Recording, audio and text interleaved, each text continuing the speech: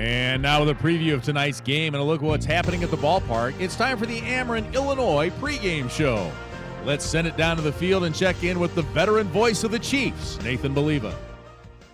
Thank you, Lee. Welcome out to Dozer Park, and those of you checking us out on social media, welcome into Peoria Chiefs as we get ready for a contest tonight against the Wisconsin Timber Rattlers. I've got Nolan Gorman with me. He was our Pekin Insurance Beyond the Expected Player of the game last night. A couple home runs, 5 RBI, and some more viral social media, which is was always nice. And when you have a game like that, you get a couple home runs. Obviously, you had a bunch of hits already going, but you get that first one out to left field, and then the second one out to right. Had to feel pretty good about last night and getting home run number 1 and then number 2 for the season out of the way. Yeah. Is that not on? My bad. On? Here, you take that. Yeah, it's always good to get the first one out of the way for sure. You know, and once it comes, you kind of get to relax and then just play your own game and go out there and have fun the rest of the time. And it kind of got something good started for us as a lineup as well. Yeah, and that's one thing we've seen already this year. You guys are going 27 outs no matter what and grinding through. We saw that. You saw that here last year in August because that was part of the whole makeup that we had here. What is it that keeps you guys going in a game like that where, you know, it was 10-0. You could be like, all right, let's get it for tomorrow, but not at all. 10-6, had a chance to even get a tying run into the on-deck circle there later in the game as well after an error and a couple more plays. I think just everyone in the lineup really wants to do good, and they're all up there to really show what they have, and they're trying to help the team win in any way that they can.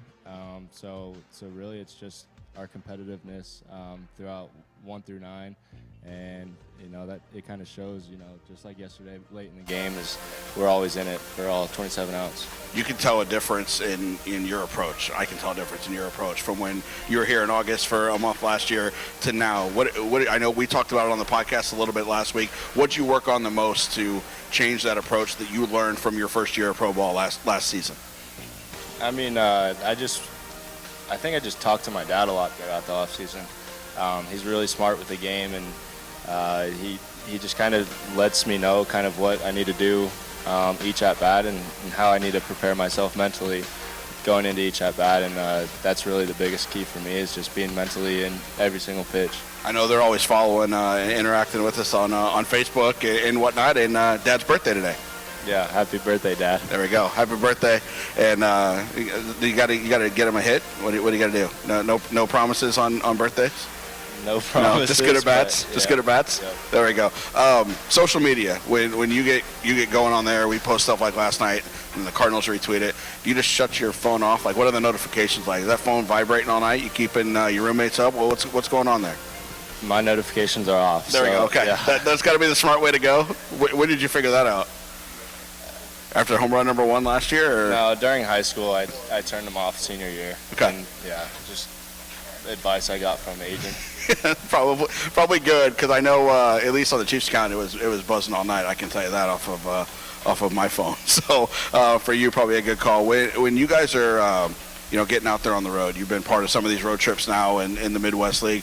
What's keeping you going on the road, and what are you doing to stay busy?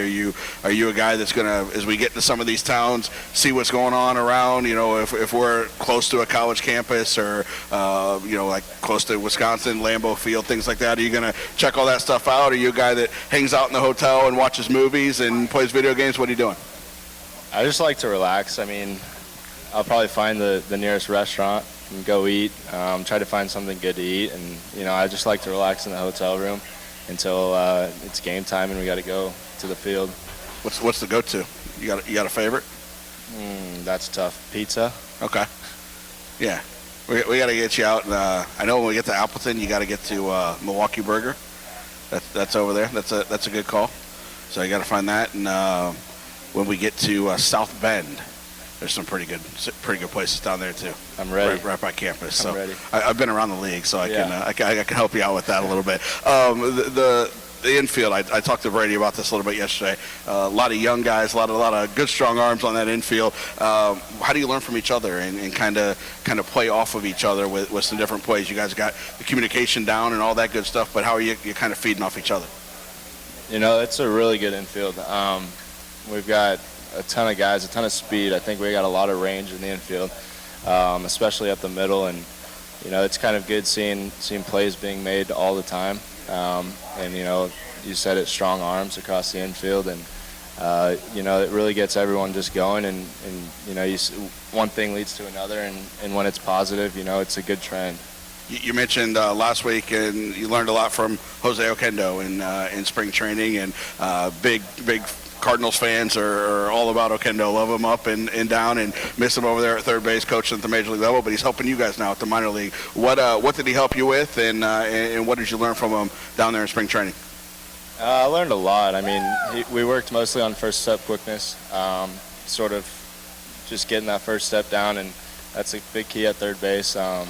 And just he would let us have fun and kind of work on something specific that, say we made an error in the field the day before, we'll go to that play right away, and that's kind of how he covers everything within the infield. We're always doing any play that could possibly happen throughout a game. So, to have a guy that smart, being able to work with us all in the minor leagues now is unbelievable. Last one for you. I know you got here last year and didn't get a whole lot of choice. You took number 4 when you got here. This year with 19 and got the pick. Is there a reason behind it? Is it the obvious, or is there a reason behind it? I think it's the obvious. It's the obvious? Yeah. Okay.